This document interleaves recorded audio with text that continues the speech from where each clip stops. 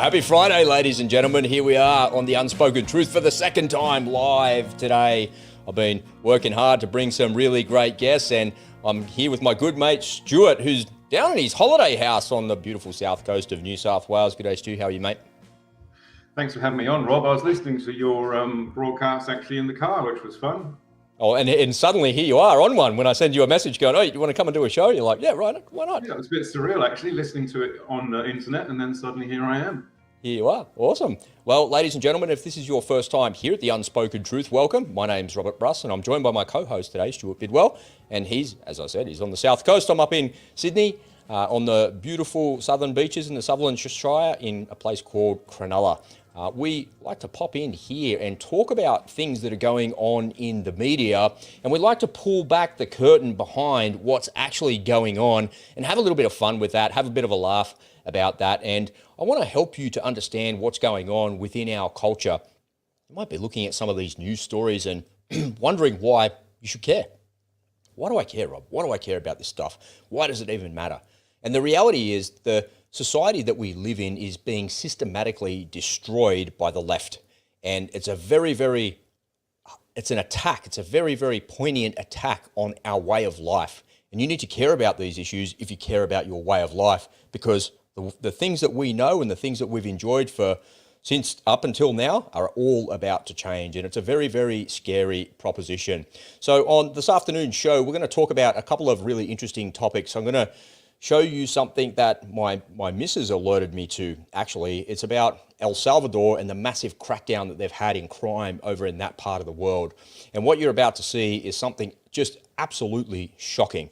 And it seems to me like these socialist governments in South America are really no different to the communist government in China. The CCP actually seem to treat their prisoners a little bit better than the people in El Salvador. And there's a famous saying out there that history doesn't repeat itself, it actually rhymes. And you'll see here history rhyming. Irrespective of the reason that you're in jail, the way that these people are being treated has been done throughout history. It was done in World War II with the Nazis. It was done in the Bosnian War with the ethnic cleansing that happened there. It happened with Pol Pot in Cambodia in the 1970s, and it's happening here today, right now. It's happening in North Korea, it's happening in El Salvador, it's happening in China. It's unbelievable that this is actually going on in our modern world. It's hard to believe that humanity hasn't risen above this and our level of consciousness hasn't progressed beyond this. So I want to show you the unspoken truth behind what's actually going on. Stuart's got a great topic that he wants to agitate with me, and I'm really looking forward to that. We're going to talk about what it means to be an Australian, and in this day and age of division, it's a very, very poignant topic, and I'm looking forward to getting to that with him and talking a little bit about The Voice. As I said, ladies and gentlemen, if this is your first time here at The Unspoken Truth, welcome. It's great to have you here. We're live a couple of times a day, usually at 5:30 a.m. Sydney time, but sometimes an unannounced one like the middle of the day right now. We're over on Spotify as well, and over on your favorite podcasting app, wherever you're listening to a podcast. This show is pulled down as a file and I upload it there as well, so you can get some unspoken truth in your ears as you're driving along if you can't make a YouTube stream for some reason. We're also over on Twitter and Telegram. Pop on over to Telegram. The link's in the description below. I share a whole lot of R-rated content related to the war. I'm a close observer of what's going on in Europe, and I have been for the last year, and I share a whole lot of footage over there that simply cannot be shown over here in YouTube. So if you want to get the inside gouge of what's going on over there, pop over there. Some great documentaries in there that can't be shown here in YouTube, and some pretty cool footage as well. Just be careful when you go in there because it's R-rated content, it's war footage, it's pretty hardcore. And sometimes when you see those things, you can't unsee them. So be warned. All right, let's get into today's show, shall we? I'm looking forward to riffing on these topics with you a little bit, Stu. This is a lot of fun. And I'm going to start off by sharing a little bit about El Salvador. But before I do that, have you got any opening remarks? This is your first show with me. Obviously, we're going to do a few of these. We want to do some more. Have you got any opening remarks, mate? Yeah, I've got a few comments. I mean, a lot of what you say and what you do is, for many people's ears, controversial, and at times for mine as well. And I'm not a conservative bloke by any stretch of the imagination. I visited the Philippines. I had staff over there. And this was when they had a crackdown on the drugs and the gangs there. And the staff that I had over there actually welcomed it. they said the cracking down on these gangs has made our streets safer. And the people who had drug addicted family members actually kept them indoors under lock and key until they detoxed, because they knew there was a good chance if they got out, they'd either be in prison or be dead. But they said that the streets were safer. So I think it's very easy to see all the oppression.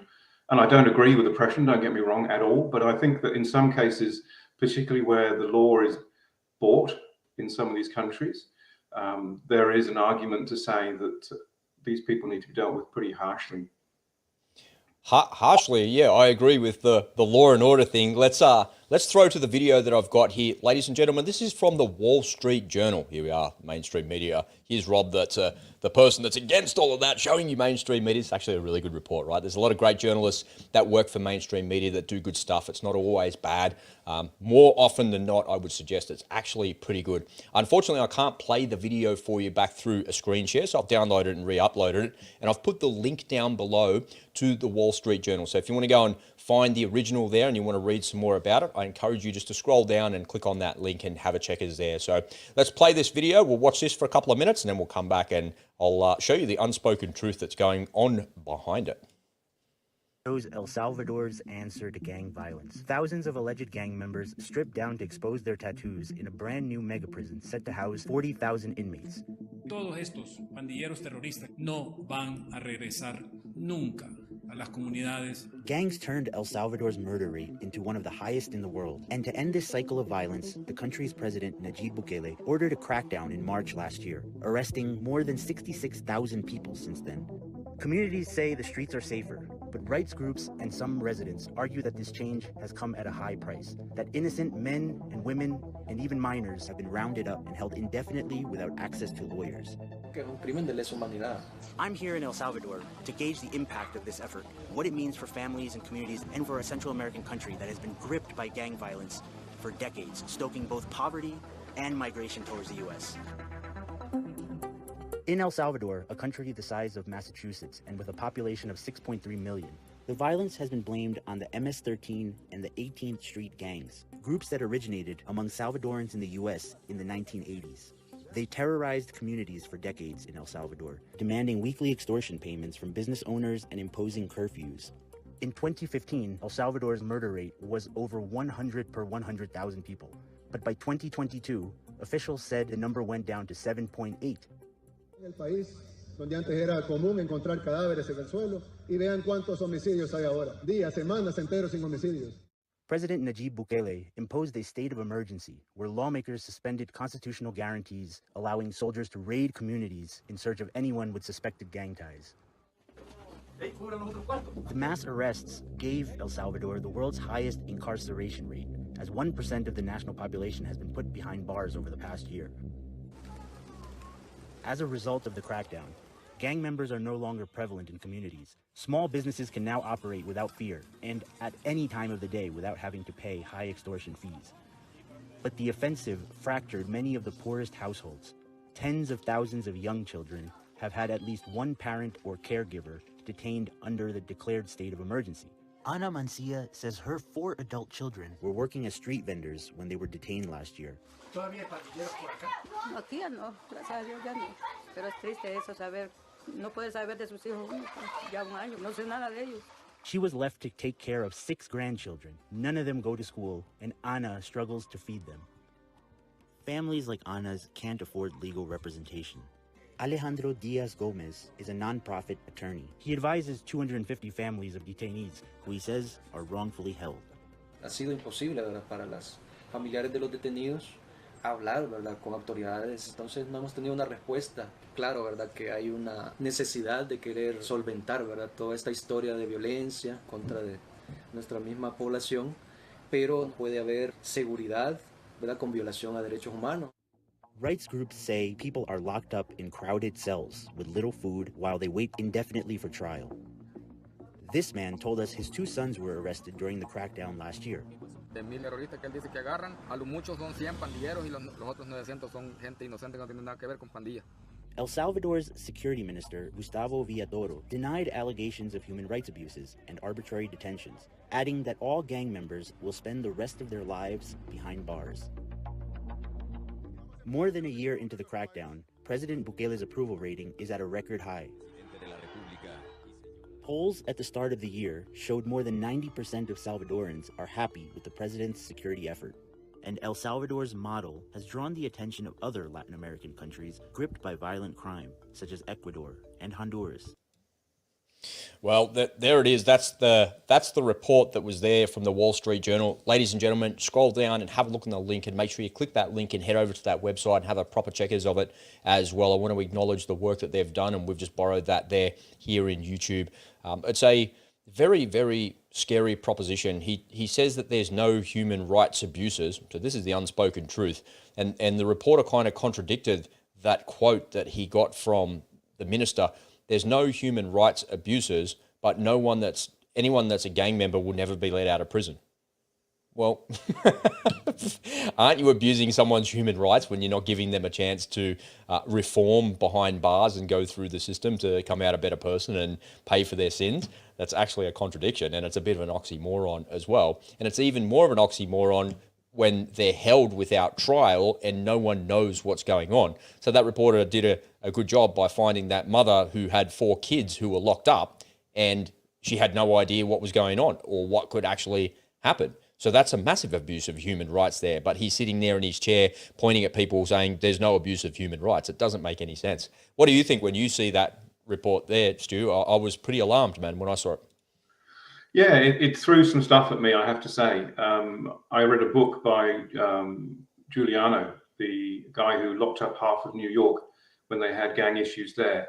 And again, the crime rate plummeted because the repeat offenders who did get trials and did have rights were actually then locked up. And they said, if you keep repeating, we're not going to let you out again. So, but that's in a society where there are rights and there are lawyers. I think when you see footage like that and they do a mass roundup, there will be innocent people amongst them. And the question is that an acceptable price for the country as a whole? Is the needs of many outweighing the needs of a few? And I can't answer that one. For me, it's very easy to say it's wrong, but it's also very easy to let it carry on. And a lot of these gang members, they would have been pushed into being gang members. They would have had a choice. I've got a good friend who grew up in Northern Ireland, and he had a choice: join the IRA or have some very unpleasant consequences come his way. And I think a lot of these gang members went through the same thing. They're not there by choice. They were hungry people. So morally, I struggle with it, but in a practical sense, I understand it. I think the cost is far too high. If you're locking up innocent people accidentally and they're caught in the crossfire of all of that, which no doubt some of that is actually true, then one person incorrectly incarcerated is too many. You know, I look at that and I think, you know, but then how guilty are people of that? You know, are they just runners? Are they drug dealers? Are they murderers? Are they what? Doesn't matter. They just rounded them up and said that they tarred them all with the same brush. And the reason I wanted to do this story is not because I don't think people should be incarcerated or I'm not for law and order. I'm all for law and order. I'm all for those street vendors being able to go about their day and live their day without being harassed or having to pay some sort of extortion for no apparent reason other than that person needs their money because they're too lazy to go and get a job at work. It's just ridiculous in that particular sense. So I'm all for the law and order. I'm all for the tough crackdown. I'm just not for the way that they do it. And the reason that I wanted to show this is the unspoken truth is that history is rhyming here. It's rhyming and repeating itself. So I've just got a couple of photos I want to share with the audience and show people here. So for the people that are listening, I'll kind of give you a little bit of a description as well. So this is a picture of the gang members all sitting there inside of the giant maximum security prison. So the gang members they've got no shirts on, so you can see their tattoos, and they've all had their head shaved as well. And they're all wearing masks and they're sitting so close to each other that they're literally hip to hip, and they've got handcuffs behind their backs as well. So if I look at that, and that is just like a shocking image, especially as I leave it on the screen there. It's like, really, that's how you treat the prisoners? And you say that there's no human rights abuses? Like every one of those people there is having their human rights abused there. But then I go over here and click on this image here, and I see this one from the poor old Uyghurs in Xinjiang here have had the raw end of the stick for a long time from the Chinese Communist Party. So what's the difference here between the CCP and the socialist government there in South America? In my view, nothing. These people are doing exactly the same thing. So they don't put them in jails in Xinjiang in China. They put them in re-education camps. And re-education camps means that the Uyghurs, who happen to be Muslims, and the reason that they're there is because they're Muslims and they're a minority inside of China, and communism doesn't allow religion. That's why they're in jail. And that's why they're in a re-education camp, because of religion. It is unbelievable. And that's the reality of it. That's the unspoken truth. And these people in South America are in a gang. So what's the difference between a religion and a gang? Well, not very much in my view. They're all one and the same sort of thing. And the treatment of these people is the same. So the socialist and communist ideology that's there persecutes people in exactly the same way. So this was shocking when it first came out about the CCP and them persecuting the Uyghurs here. What you can't see in this picture here on the screen is you can't see them in the stress positions that they're actually sitting in. So this picture here shows the stress position these people are supposed to sit in. So they're squatting down on their knees and they can't move around, and they make them squat there for hours at a time waiting. So the same thing is true here in El Salvador. They make them sit hip to hip, back to back, handcuffs behind your back, can't go to the bathroom, can't move, can't scratch your face, can't do anything. And they make them sit there at scale like that for hours at a time. So what's the difference between the Chinese Communist Party and the El Salvador government? Nothing. They're exactly the same. They're brutes that have taken away all human rights from humans, irrespective of what gang affiliation that they've been in or what crime that they've committed. These people still have rights. And I'm not conflicted about that at all, irrespective of, there being someone's in there that's a mass murderer or a rapist. It doesn't mean that you get to treat people like that, because we're no better than them. The re-education that they put these people through in El Salvador, like this, grabbing them by the neck while they've got handcuffs behind them, is exactly the same as what the CCP are doing. This is what the Chinese Communist Party do. Hold them in a wrist lock, put your hand on the back of their neck, make them bend over. It's exactly what they're doing in El Salvador. While the El Salvadorian police are watching and seeing what's going on, the CCP are watching and seeing what's going on as well. So I guess what I'm trying to say is I'm all for law and order, but you just got to be careful, because history is repeating itself. And if you take that just one more step in the communist and socialist playbook, where you end up is in Pol Pot's playbook. When Pol Pot came to power, he took all of the teachers, he took all of the doctors, and anybody with anything that was more than a primary school education, and he sent them out into the fields. And he systematically murdered them and destroyed them in the Cambodian society. That's what the killing fields was, right?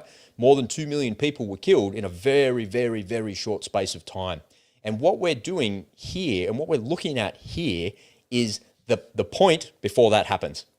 Because it wouldn't be very hard or much of a stretch to put those people on a truck, send them out into the killing fields and go and do what Pol Pot did to them all. The CCP did it. Well, not the CCP as we know it now, but Mao Zedong did it in the Great Leap Forward. He did that to the Chinese people, where he took control of everything and centralized all control through China, through the communist system, because communists know better than individuals, and then they told them how to farm. This is the seeds you'll plant in the ground. This is how deep you'll dig. This is the water that you'll use. And it created a famine that killed 20 million people. And under the Great Leap Forward, Mao Zedong was responsible for killing 50 million Chinese.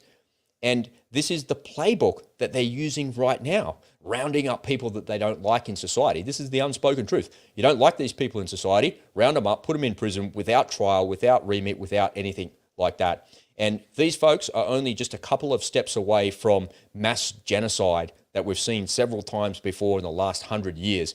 And if you think that that can't happen in our society, you're wrong.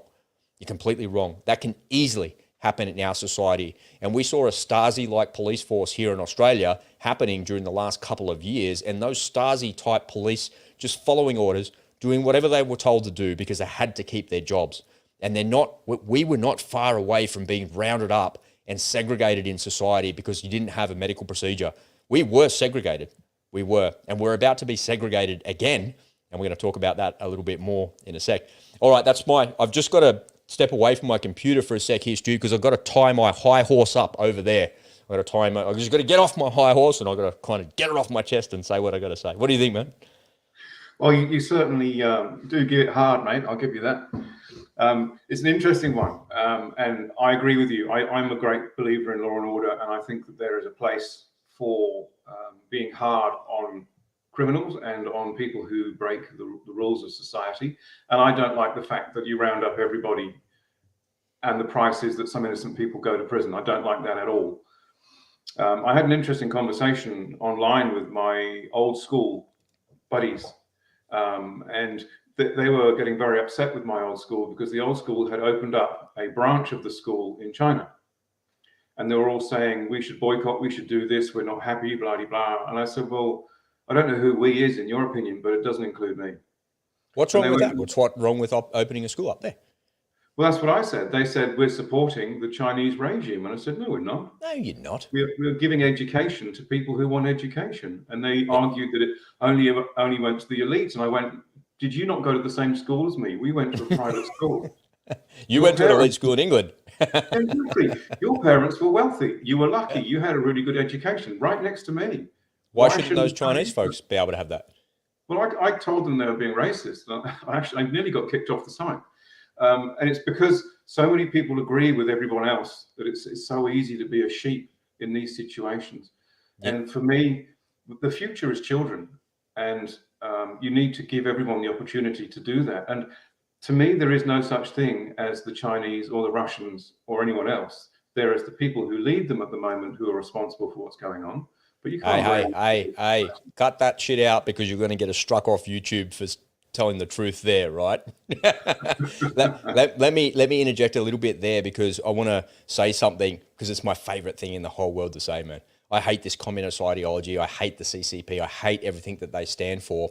And the most antagonistic thing that you can say about the Chinese Communist Party is this. The Chinese people are not the Chinese Communist Party.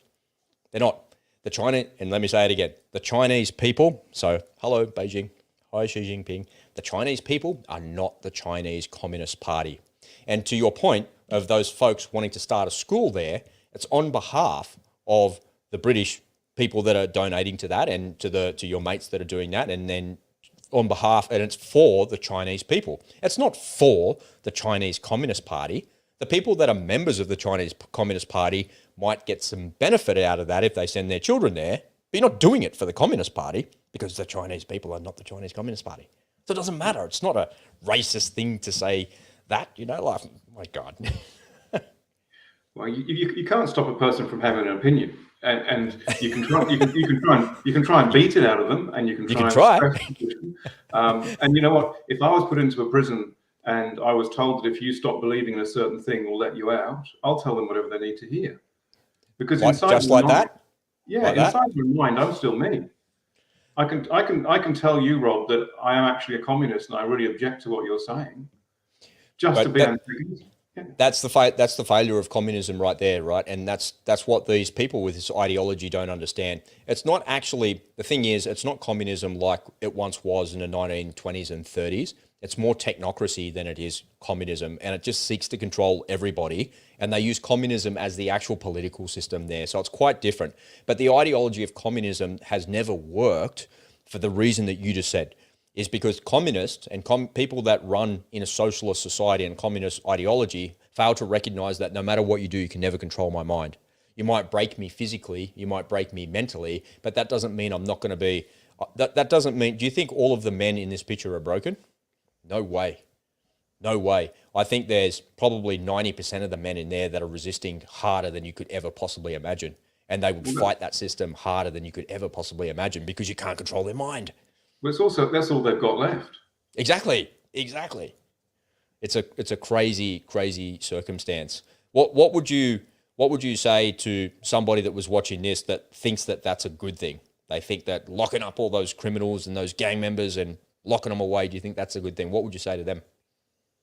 I empathize with them because it's very easy to make these big calls. It's very easy to say that all criminals should be in prison. It's very easy to make all these judgment calls, but any sweeping comment is a form of prejudice.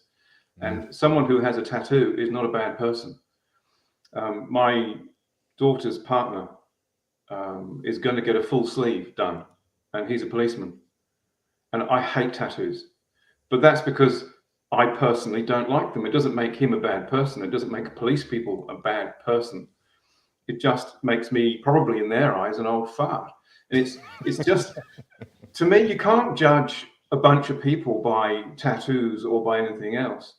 But if I was the leader of El Salvador, I would have done something about the gangs too. Whether it would have been the same approach or not, I don't know. And this is the situation. It's very easy to say the leader of El Salvador is a this, that, or the other, and putting these people in these stress positions is unfair. He would say, did you see what they did to the people of El Salvador? Did you see the bodies piling up? Did you see the dead kids? Did you see the starving mums and bubs and the schools that were shot at? And it was horrendous. Yeah, there's like a war zone. And I watched a couple of YouTube videos to decide which one to kind of put in here. And the Wall Street one was the most succinct and it covered the most things. But there was like people driving around with these gang members, and there's just carnage, man. It's like a war zone. It's like 50 people a day being shot and murdered, and it's a war. They're fighting with each other, and the cops are in the middle of it going, they're trying to control it, or there's not enough resources for them to do that. So you're quite right, and I'm not saying that the government shouldn't do something about that. The ultimate goal of the government is to maintain security and law and order, and that's their number one goal, to do that. But to your point, at what cost? And the cost is high. And what I'm trying to highlight here is that you could be committing a crime here in Australia, rounded up by the police and chucked in jail, but you still get your human rights. They won't treat you like that. And these people in El Salvador see these humans that they've rounded up as no better than what the Chinese Communist Party see the Uyghurs as. And they're treating them exactly the same way. And that's the thing that's really kind of grinds my gears is, law and order, sure, go round them all up, go lock them all up, throw the book at them, do the whole thing. But when you get them in there, you've got the most modern facilities in the world. You build this super max jail that can hold all of these prisoners and all these people. So is there really a need to actually treat them like that? Is it necessary for you to do all of those things, to dehumanize people like that? My view is doesn't matter how bad the crime is that they've committed, it doesn't matter. You still need to maintain your humanity and your dignity as a person as well. And it looks like they've lost that completely, in my view, because the Chinese lost it, they lost it, Pol Pot lost it, Mao Zedong lost it, people in Cuba lost it. The list goes on of these communist idiots, and the same thing is happening again. Yeah, well, it's a very complicated place. I mean, I deliberately avoided watching the coronation recently. Although I have got a British background, I find that stuff repulsive. And I saw a lot of the... Why is that? Well, it's just, I don't think anyone should be born into privilege. I just don't think it's an acceptable thing to be going through. And there was a group of people who were anti-royals who got arrested and taken away so that they couldn't be seen to be protesting. And the police found things which were going to frighten the horses and do this and do that. And I'm sorry, but it was absolute bullshit. They put them away because they didn't want their pageantry ruined, because they wanted everyone to think the English are charming people who wear bears on their hats and march nicely. I was watching what you just said then, reminded me of what I was watching last week about the Falklands War. I was watching these really cool videos, like historical videos of what was happening. And there was footage of after they'd won the battle, they got on a boat and they came back home, and all of the fellas that had been injured. So there was a bunch of guys that had been blown up, they lost their leg and they were severely injured. They were not allowed to march in the parade. They were not allowed to be there in their wheelchairs and do that. The only people that were allowed to march in the Welcome Home Parade was everybody that actually came out with 2 arms and 2 legs and could walk. Everybody else, no, you're not allowed in that parade. And it didn't make any sense to me. And I thought, why are they trying to show it that nobody got hurt? It was a war. It's a conflict. People died, lots of people died in that conflict. A lot of Argentinians and a lot of British died in that conflict. And wouldn't you be, if I saw a guy in a wheelchair or a guy on crutches or something like that, that's the guy I'd be cheering, because he sacrificed on your behalf. You've got a forces background. You understand what these guys go through. I come from an army family too, so I've kind of lived it as well. And the reality of any conflict is people get hurt, people get killed, and it's not pretty. Severely. Yeah, absolutely. The people who are fighting in Ukraine at the moment, they're facing things that no one should ever have to fight. And the young Russian boys and the young Ukrainian boys, they don't want to be there. They're just They want kids. to be at home. Yeah, they're just kids.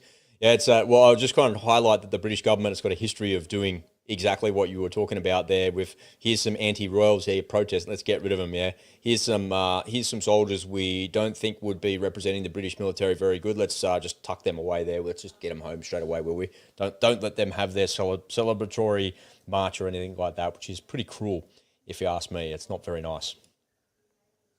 Yeah. Ladies and gentlemen, we would love to hear your feedback on this. I'd love to know what you think about this and how that is juxtaposed against the Uyghurs there in Xinjiang. It's always good to get your contribution and to see your thoughts on that. But before we push off this topic, I just wanted to say that today's show is brought to you by you. In this crazy, uncertain world, we all need a way to protect and insulate ourselves from the outside forces that we simply cannot control. I'm a news junkie, and after a lifetime of constantly immersing myself in the darkness and the despair that engulfs the world, the path to shield myself and my family has become crystal clear. I want to invite you to come and join me in the Unspoken Truth community, where I'll show you how I protect my family from this crazy world. You'll get access to 3 masterclasses worth over $1,000, as well as our live events, training, and community of truthers just like you. Come on over to the unspokentruth.com.au and join us for just 50 cents a day. What are you waiting for? Get started now at the unspokentruth.com.au. All right, Stuart. What does it mean for you to be an Australian, mate? Well, that's why I chose the topic, because for me, it's actually quite a personal thing. I left England in '96, lived in New Zealand for 3 years, became a resident there. Then I met an Aussie girl, came to Australia. We got married, and I applied for residency. And I went through all the legals and what have you. And by the time they sent me a letter, I had 1 child born, 1 child on the way, a house in Sydney, an investment property in Smiths Lake. Years. You've been here for years. And a job. I was working full time at that point. And I got this letter. This welcome letter was, we've run out of reasons to say no. You're now a resident.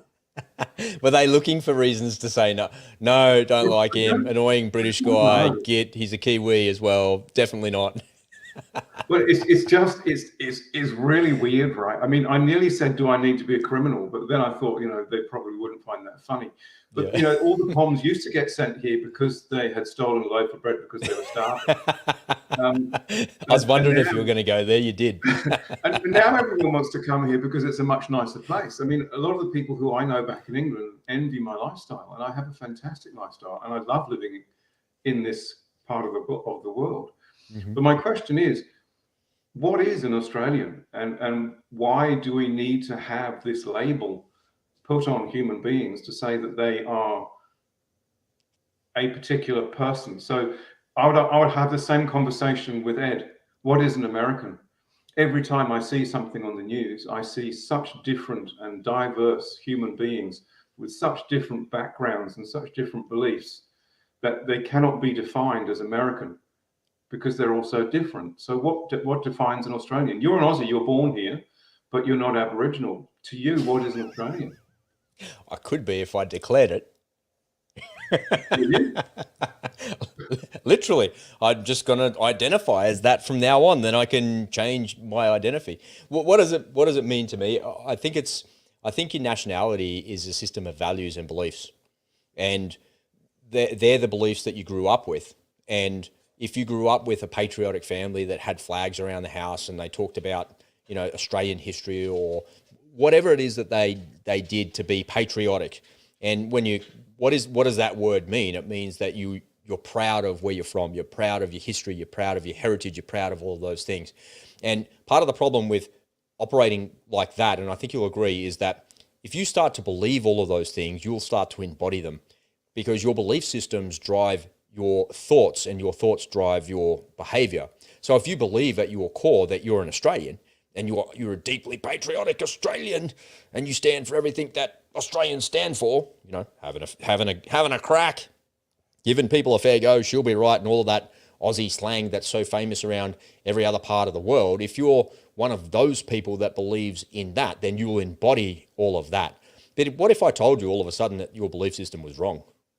And then all of a sudden that was different? Then it doesn't, then who are you?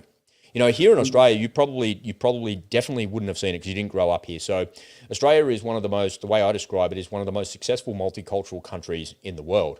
And the reason for that is by accident. I believe it's an accident. And that's because our lifestyles are so good.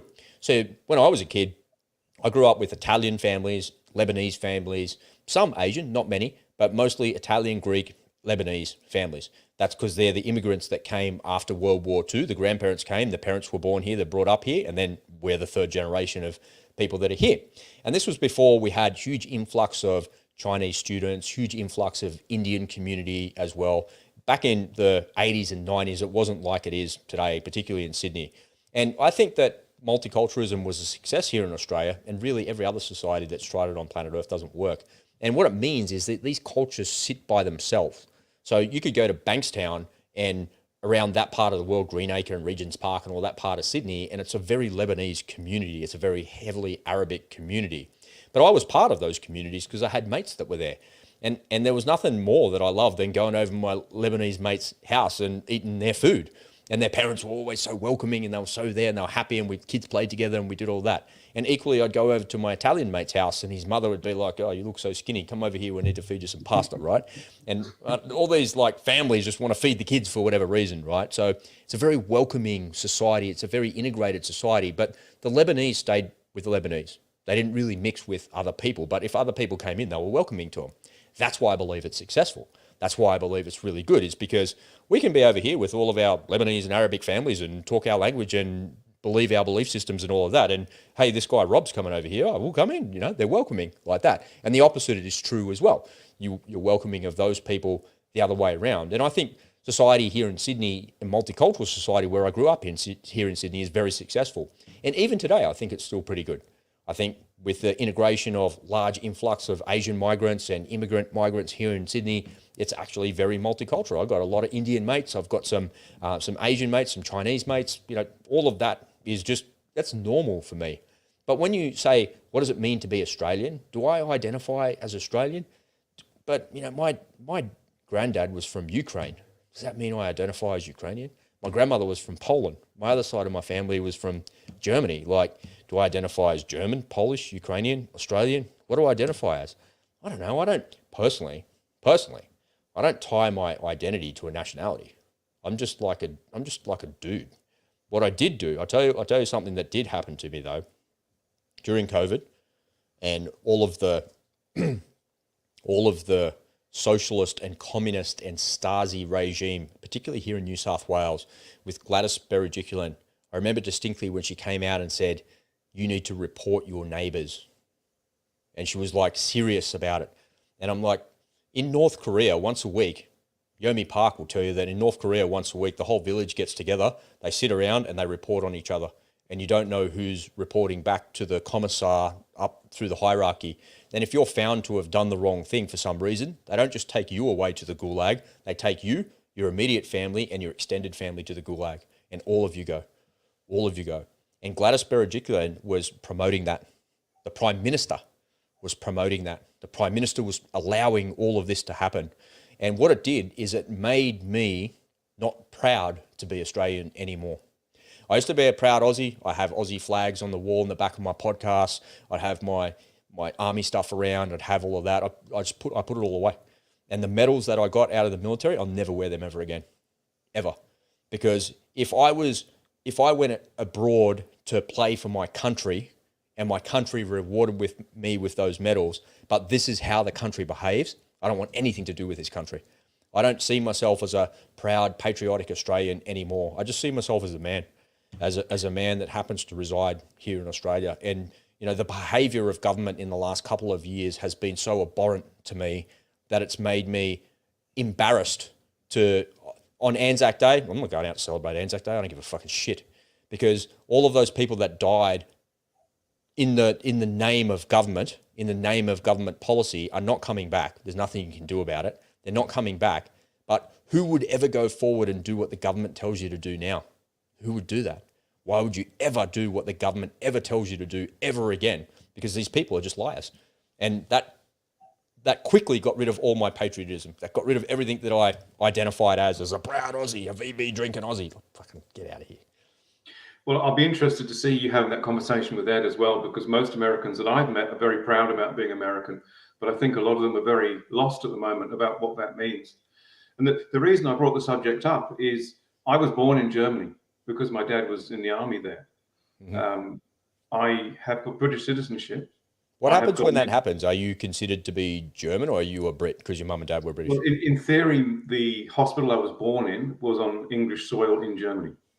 I mean, how bizarre is that? I mean, it's just crap, right? It's just that doesn't make any sense. It's bureaucrats gone mad. So I happen to be born on planet Earth. I am a there human. We go. The rest is shit. And people who say, I'm an Australian, or I'm an American, or I'm a whatever, and to me, you're a human being standing on planet Earth, and you're my brother or you're my sister, and that's it. I don't see any more than that. And that's why I brought this up, because I do enjoy a shit stir, you know that, but it's also quite relevant, because if you're no longer proud to be representing this country because of what this country is doing at the moment, does this country exist? Did it ever exist? Well, exactly. To your point, I would never put those medals on ever again. They'll stay in that drawer there forever, and I'll give them to one of my kids, whatever, or huck them in the shit tin. I just don't care, right? And the reason I wouldn't put them on is because the minute that I put them on, I'm representing Australia. And I don't believe in the Australian ideals, because I don't believe that the way the politicians behave is worthy of me representing them. And so we're on the precipice of World War III. What happens if we end up in a kinetic conflict with China and the Americans go, oi, come on, you need to go. And then we send our army, and our army gets decimated in the first 2 hours of the war because there's just more Chinese than there is Australians. Now they're like, all right, now we have to conscript everyone that served previously. Which is exactly what they're doing in Ukraine. And they're doing the exact same thing in Russia. If you think it can't happen here, it can. So everybody that's got previous service, rock up to your local thing. You've got to do that. If you don't rock up and the police find you, you're going to get arrested. And we're going to detach you from a society like the Russians did. You can't do this, you can't do that. There's 100 conditions that they say. It's probably just easier to go to the front. And you got to, and so when all of those people are dead and gone as well, now there's people left over, just normal people with no military service, no military history, no anything. And the government's like, righto, the rest of you between this age and this age, born on this date at this time, like the Vietnam lottery that they had here in Australia, that's what will happen again. And then you'll have to go and fight on behalf of Anthony frickin' Albanese. Are you kidding me? Are you fucking kidding me? God, he's a fucking moron. When I was growing up and going to school and all the history lessons and the private school in England and what have you, and Rule Britannia and all that stuff, we used to get the comments about the conscientious objectors and how the girls would give them a white feather and call them cowards and what have you. But you know what? Now that I've got a few grey hairs, and they're getting more and more, I actually think those people had bigger courage than the people who went. Absolutely. Yeah, to stand up and say no. Remember Muhammad Ali stood up and went, ain't going over there. Not doing that on behalf of you, idiot. I remember hearing that story for the first time thinking, man, I thought that guy was like the biggest badass in the world at the time. And he was. And he was an even bigger. So as I get older, I think he's an even bigger badass for resisting against that and raging against the machine and saying no. Imagine, let me put, you don't have to have been in the military to imagine this, but you've been around it enough to know. Imagine if you were like a US Marine, like you're on a Marine expeditionary force, you're on one of those landing craft, those hovercraft that go ashore and you storm the beaches and blah, blah, the rah-rah Marines. And then one day Joe Biden, the Commander-in-Chief, gives you like orders that you got to seek out and close with and destroy the Chinese military in the Spratly Islands just south of Japan. You'd be like, he wants us to do what? Soldiers want to go to war, right? You want to go and fight. You want to go and do all of those things. But you still got to think like, who's telling us to go? The boss is not telling us to go. And it's not the brigade commander or the battalion commander or some shit like that. Someone else has given the orders. Who? Mark Milley? Yeah, maybe. Yeah, but then who's telling Mark Milley what to do? Joe Biden's telling him what to do. Imagine having a senile 80-year-old man who doesn't know his way around a stage. He can't get off Marine One to walk straight into his house. And this is the biggest house there's only one house where your helicopter landed. And that guy's given the orders, man. So imagine following that guy's orders. Like, are you serious? and the theory of democracy is that he represents the people of America. But that is not a democracy. They don't have proportional representation there. They have who's got the biggest bank account there. Literally. And then they wonder why the power brokers make all these decisions that the most of the population don't agree with. So, I mean, we complain about the Chinese and we complain about North Korea. In my opinion, Western society is not a whole lot better. It's the least worst model, is the way you describe it. It's certainly better than North Korea. It's definitely better than China, but it's still pretty shit. But at the same time, I was saying to Susie earlier today, because this is my second call today, and we did a lot of pretty heavy stuff earlier this morning. And as we're driving down to Lily Pilly to the pie shop, it's Friday Pie Day, right? That's what we do together on a Friday. Go and grab a meat pie together and hang out and have a chat. We're driving down there, and I said to her, it's not that bad here. It's pretty good. The roads are fucking shit. The traffic's like horrendous, but as a whole, it's pretty good. We're pretty lucky. I'm able to express myself on YouTube here. I can do what I want. I can follow my passion. I can live the life that I want to lead. It's pretty good. And I do live a fairly free life, although I have to self-censor myself if I want to continue to use the third-party platforms that I'm using. But I just use some other platforms where I don't have to self-censor myself. So, on a whole, it's pretty good compared to other places in the world. We don't have an immigration problem like they do in America. We don't have discourse like they do in Europe, in the UK, where you're from, and we certainly don't have a war on our doorstep as yet. So it's not that bad. So being an Aussie, what does it mean to be an Aussie? To live in a society where it's safe, it's secure, there's good opportunities. Does that define me as an individual? Not really. If I went to another country, I could still dig out the same opportunities and do the same things as well. Maybe not in North Korea, but certainly wherever I went, I'm just resourceful.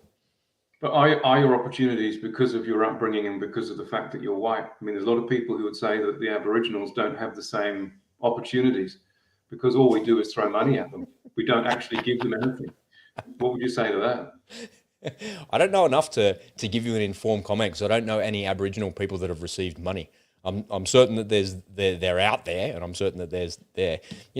It's a really strange conversation that we have. Let's go there, yeah? You were worried not to go there. Let's talk about the voice.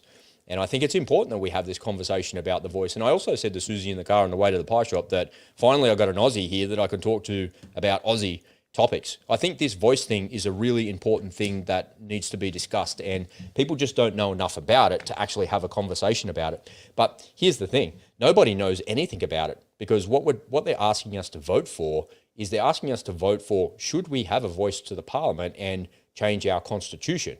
And if people say yes, then they're going to write the legislation to say how it actually works. So you're voting for something that you don't even know you don't know what the outcome is actually going to be. Let's imagine if my car was broken and I took it up to the mechanic and I said, "Hey, Jono, can you fix the car for me?" And he goes, yeah, I can fix it for you, but I don't know what's wrong with it. And you go, "Oh, okay, cool." You go away, he rings you up later and goes, "Oh man, the transmission's busted. That's like an $8,000 fix." Imagine how pissed off you'd be. Fucked. Really? $8,000? Is that an insurance job? Nah, man, the transmission's the most expensive component on the car. Unfortunately, that's just how much it costs, Do you want me to do the job or not? Do you want to come and pick the car up? Up to you. And so that's the same thing that the voice is doing. They're saying, you want me to vote, you want me to take my car in, and you want me to go to vote, and you want me to vote yes, but all of a sudden I'm going to get a massive bill that I wasn't ready for, I wasn't expecting, and I can't afford to pay. Like, really? Come on, man. Like, this is just crazy. I think it's actually one step worse than that. I think you take your car to the garage, he then tells you, "Rob, it's fixed, and I want $9,000. Yeah, he didn't call me to tell me the transmission was busted. He just did it. Involved. You're not told that the transmission's screwed. You're just told it's now fixed. Well, just take it out, man, and put the other one back in. I mean, if we vote for the voice, we might be quietly voting for the Australian Communist Party. We don't know. It could be. They could be hiding behind this. I mean, I don't know. You don't know. I mean, I'm probably being a little bit silly here, but the point I'm making is you can't vote for something that doesn't exist. If they say we want to have 3 Aboriginals in Parliament who will represent the Aboriginal people, okay, then that's what they're asking us to vote on. But isn't there like 15 of them already in there or something? I've no idea. Yeah, there is. It's like, I think it's 12 or 15. Don't quote me there. I'd have to look properly. But there's more representation from Aboriginal and Indigenous Australia than ever before in history. It's already there. The representation is already there. And whilst we're there, what is an Aboriginal? Well, somebody that was born here. Well, I was then born you're here. an Aboriginal, right? So are your kids. We're going to identify. We'll fill in the forms. Well, I think I'll have to be a little bit careful here, because when my kids were at primary school, I am a permanent life shit stirrer, and they used to get me to fill in these stupid forms when they were doing sport. Yeah. And it used to say, "Are you or your children Aboriginal or Torres Strait Islanders?" And I used to tick yes. Now what? And What then happened one when you day- ticked yes? Well, my youngest was quite good at AFL.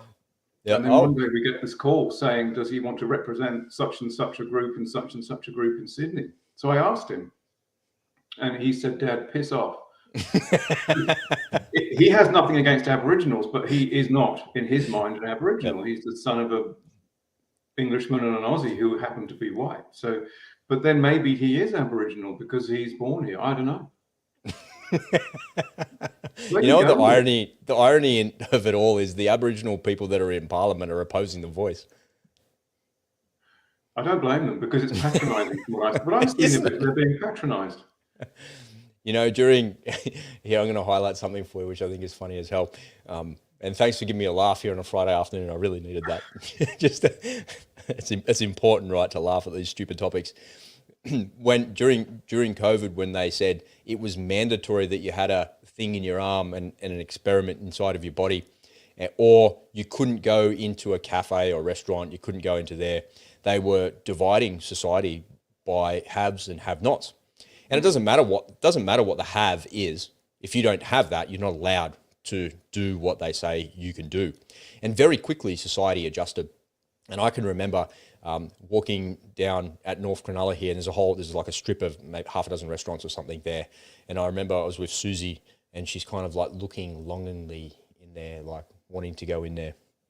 And I'm like, you know what's funny? She's like, what? And I said, half of those people in there are going to be dead soon.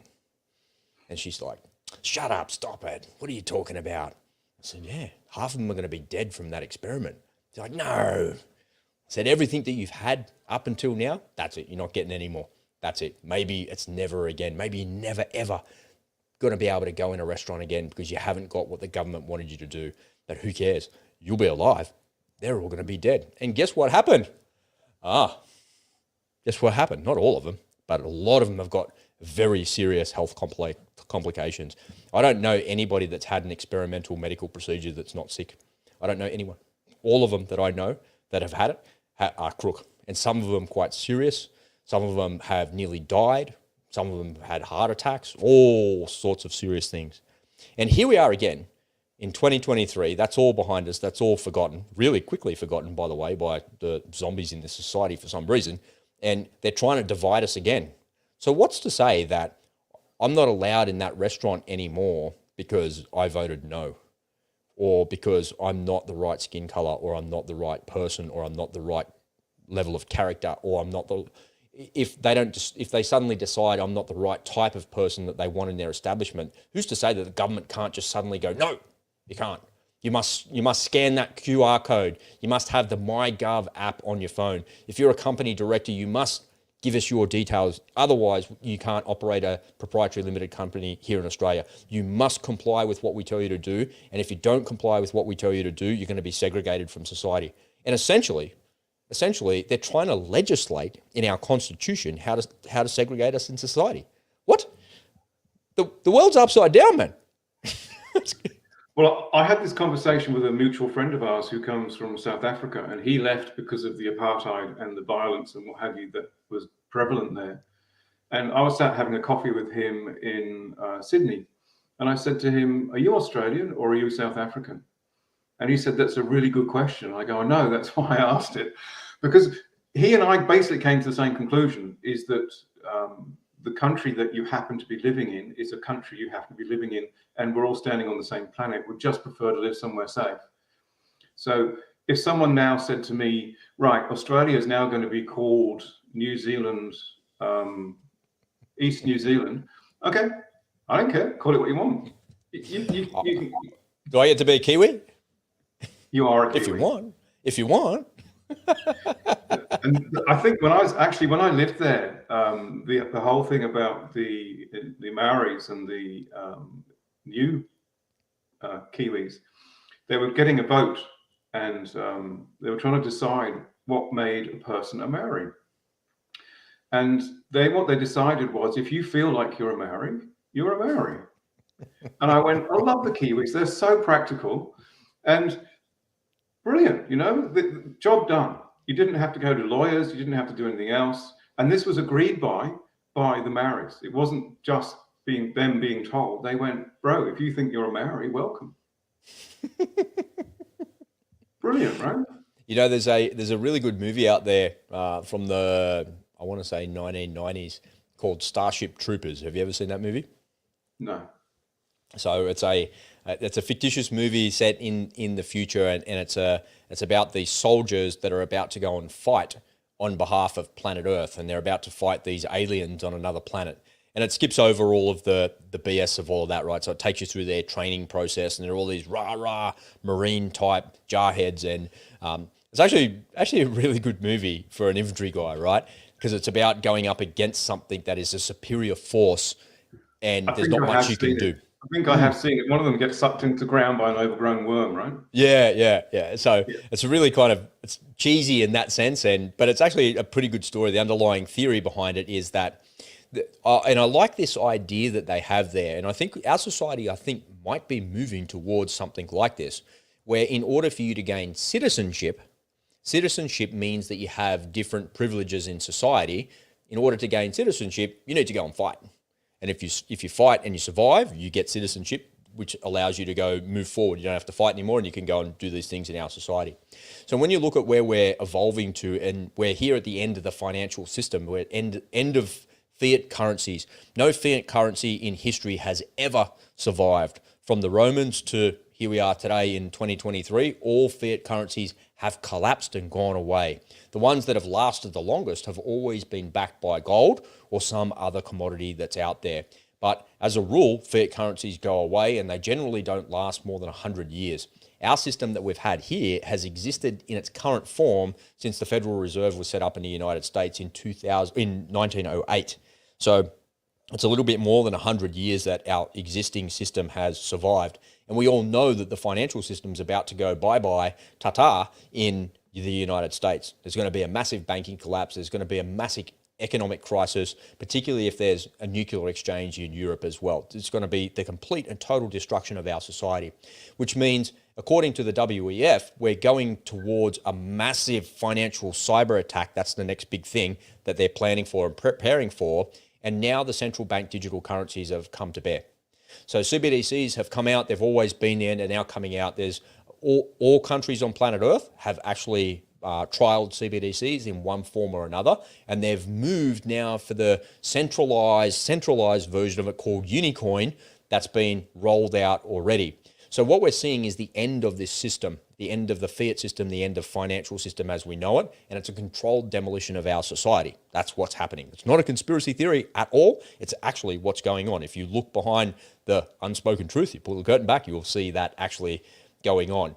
But the reality is, when we move to a system where there's central bank digital currencies, you don't have money as such as cash where you go and earn money. The government issues you credits. And the amount of credits that you have will be completely determined by how much you contribute in society, Starship Troopers style. So you'll be given a rank structure of some description. You know, if you're a shitbag, like ratbag, loudmouth like me on YouTube, you know, going against the grain, raging against the machine continuously, you're probably only going to get the credits that you need to buy bread and milk, and that's all. But if you're a good person and you've got a big company and you employ 500 people in your construction company, you're doing good for society, you're contributing to society, you're going to get more credits, you're going to get more privileges, and you're going to have a higher rank in society. And we're already seeing this play out already. If you think this is a fantasy or some sort of joke from a 1990s movies, you're wrong, because it's already playing out in China. Yeah, the Chinese credit scores that they have there, and everything is connected to WeChat there. Everything, the whole life is plugged into WeChat. And the government knows every single thing about you because there's cameras everywhere and facial recognition and AI technology that is ruling the world. And that is coming here as well. So the Ukrainians, surprisingly, are the ones leading the charge.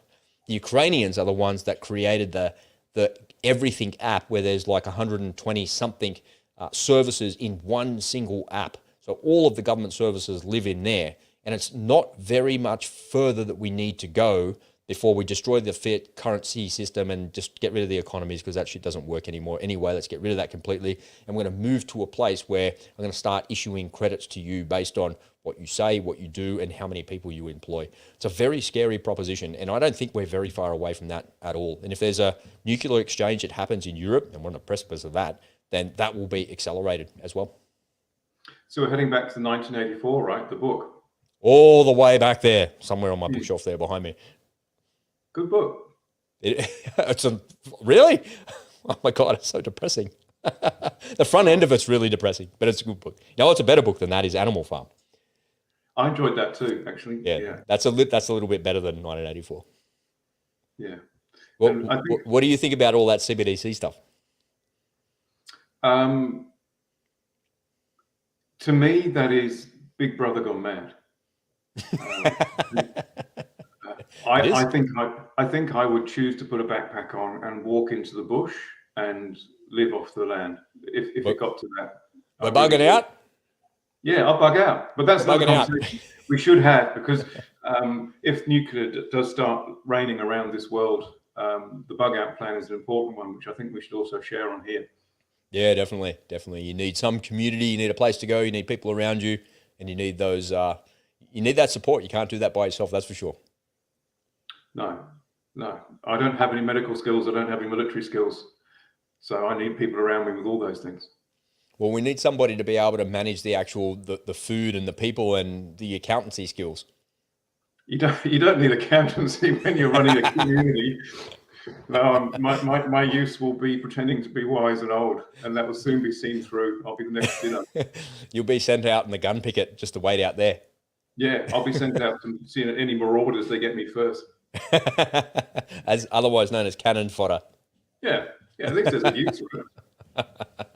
Tell me, Stu, what does it mean to be Australian for you, mate?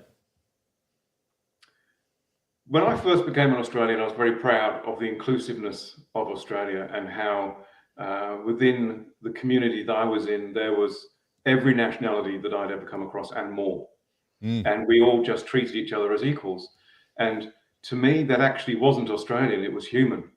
And I think that's where my disappointment has been with wokeism and the world going mad about political correctness. I'm a middle-aged white male. Deal with it. But that isn't who I am. That's what I am. Yeah, it's what you are. I'm me. I'm Stu. No, I'm not anything other than anything else. You can't put me in a box. You can't give me labels, because I'm not. Tomorrow I'll be a different person. I learn and grow every day. So for me, the context of Australian or American or anything else is made up by people who have nothing better to do than to draw lines around the planet and call it a different name. It's absolute crap. It really is, in my opinion. But that's, I think I'm fairly unusual in those opinions, but maybe not. What's your take on it? No, you make a good argument for it, right? So it makes a lot of sense, and I can definitely see your side of it. What does it mean for me to be an Australian? I once identified as a proud, patriotic Australian, but after I saw the way the government behaved in the last couple of years and all the lies that they told and the lives that were lost as a result of these people lying to us, just think about someone like Daniel Andrews. Just think about that guy. He's like the most horrible, abhorrent person in all of Australia. He's the most disgusting person of all of Australia. But Victorians voted for him again. And they have no self-respect after that guy locked him up for nearly 2 years. It's unbelievable that he got back in there. It just shows me the corruption of that system. Once upon a time, I was a proud Australian, but if we have people like Daniel Andrews and Anthony Albanese as the people that are actually representing us, I don't want to be representing Australia. I don't want to say, and I'm not saying that I'm not Australian. I was born here, I live here, I have an accent. That's how I speak. That's because of where I live. But that doesn't mean that I go out there saying I'm a proud Australian, because when I look at the way that the people that are in charge treated Australians, that's the most un-Australian thing I've ever seen in all of my life. And if that's how they behave and that's how people want to be treated, I don't want any part of it. I'd rather go somewhere else. I'd rather find somewhere else to live where you're not identifying yourself by some sort of fake patriot ideology that is forced upon you from the early part of your life that you're supposed to believe. I'm a little bit more like you, and I think only in the last couple of years because I've seen the way that people behave. But before that, man, I was a proud Aussie with flags and, you know, and all of the things that make patriotism what it is. That was me, but no longer, man, no longer. I've lost faith in that. So what does it mean for me to be an Australian? Well, somebody who's lost a bit of faith in the system, maybe that can be restored one day. I don't know. I think it's a bridge too far, though. Well, I think that's the responsibility of us. When most of our kids are grown up, your kids are grown up, my kids are grown up, maybe now is the time that we stand up and say, hey, we're going to do something about it. How? Yeah, well, we've got the opportunity and the chance to do that, don't we? So maybe we can definitely do something like that. That's right. Awesome. All right, Stu, let's wrap this one up, mate. It's been an absolute pleasure to spend an hour here with you. I'm looking forward to doing this some more with you. Got any closing remarks before we close it out? Live life, love your kids, smile, wake up every day grateful. Don't do what the government tells you to do. That's me. Let's get out. See you guys. Bye, everyone. See ya.